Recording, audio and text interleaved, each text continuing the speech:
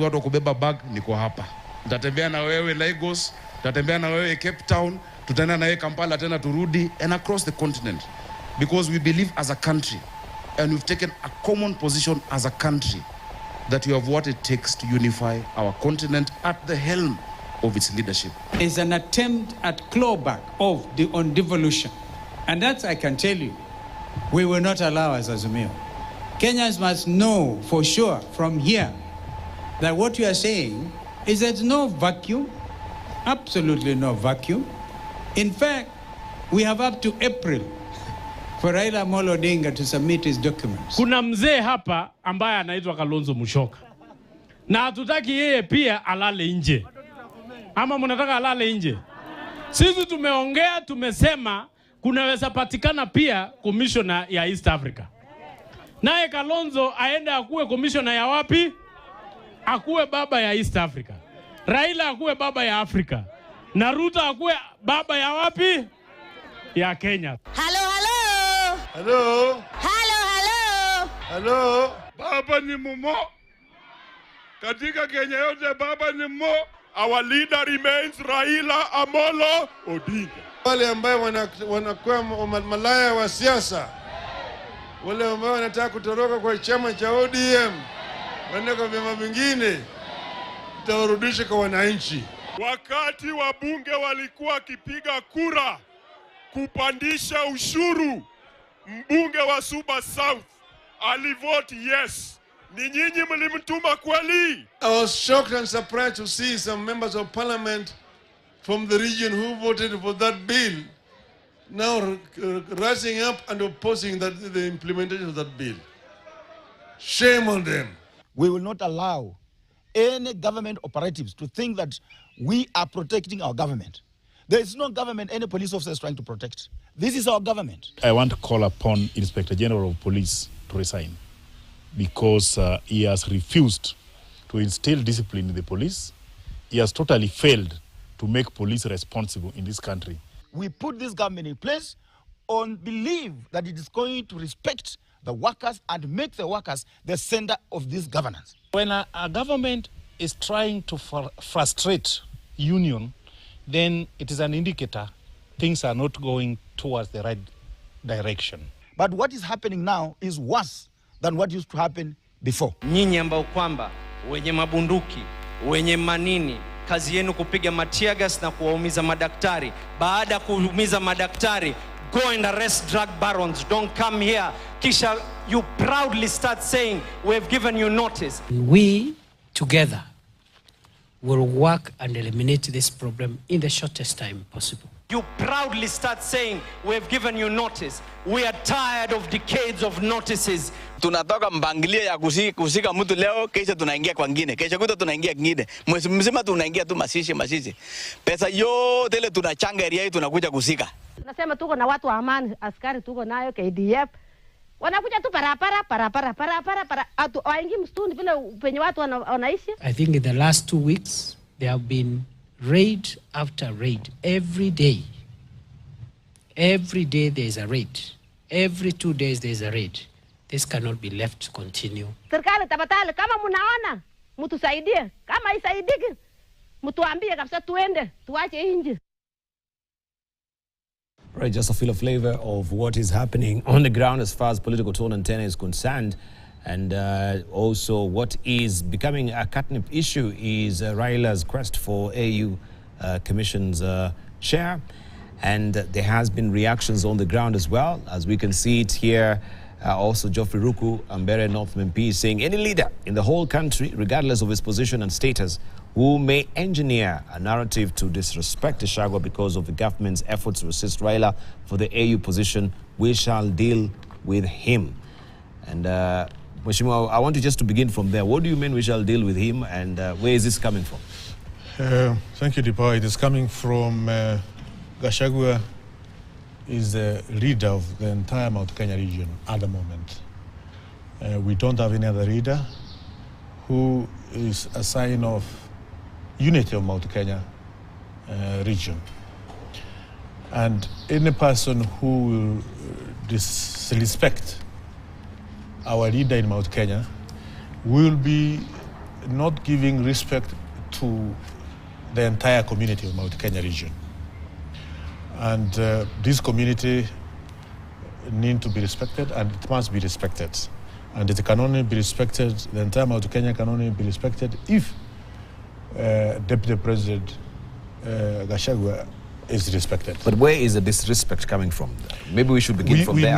Where is the disrespect coming from? We know there are people, there are leaders who try to draw spanner to works, that because Kenya Kwanza government is campaigning for Raila Odinga to be the chairman of African Union Commission, they will try to bring narrative that now there is handshake, now Raila Odinga is getting into government, and if Raila Odinga gets into government, Rigathi Gachagua will be thrown out of government.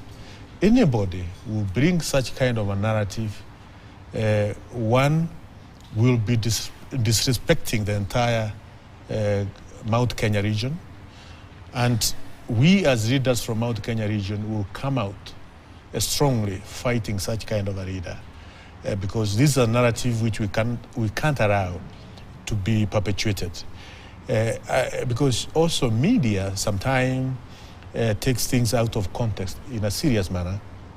Just because we are supporting the election of Raila Odinga as the chairman of African Union, media started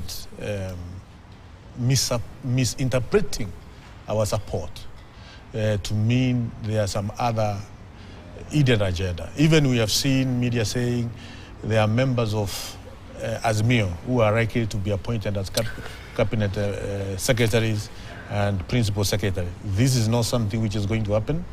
If it did not happen during Uhuru Kenyatta's time when they had real handshake, it can't happen now.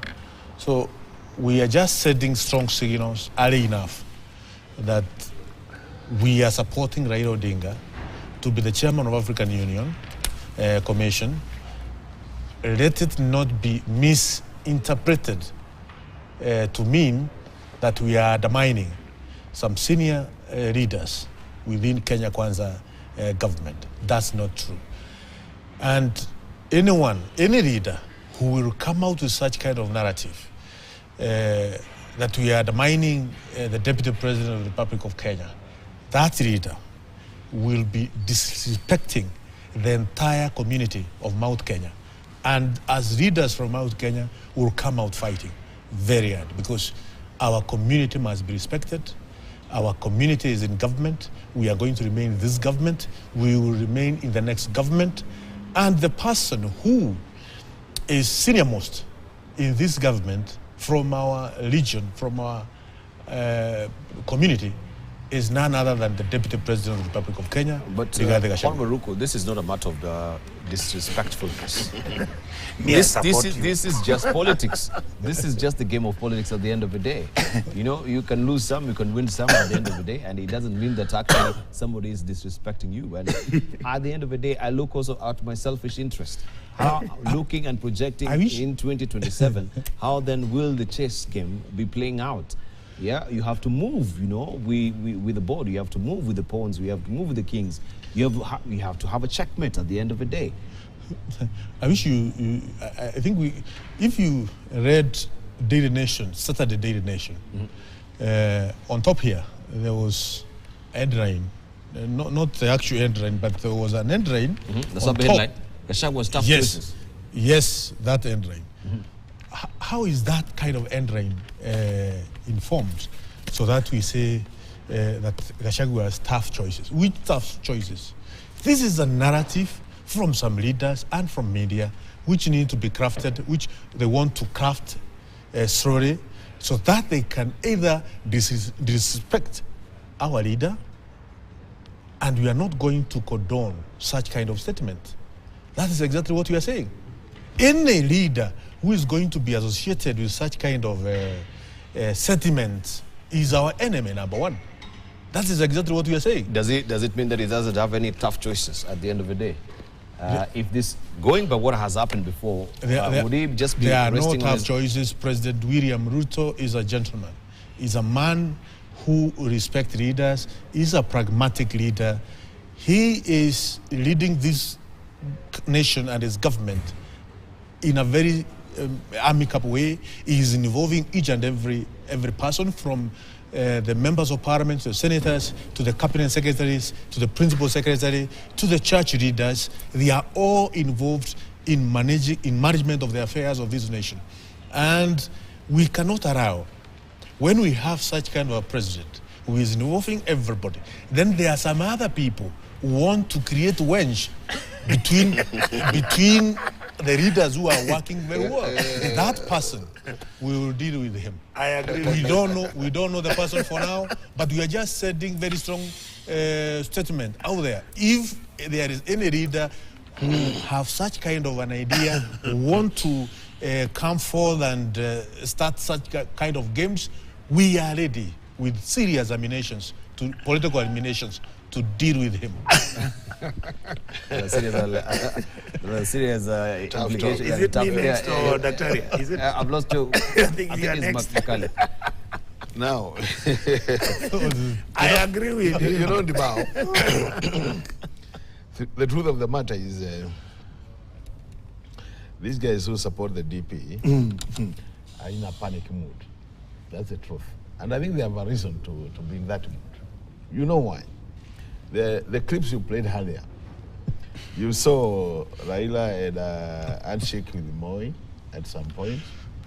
He came handshake with Kibaki, handshake with Uhuru. Yes. And when you analyze all those early handshakes, at the end of the day, the person who suffered the most was the deputy president.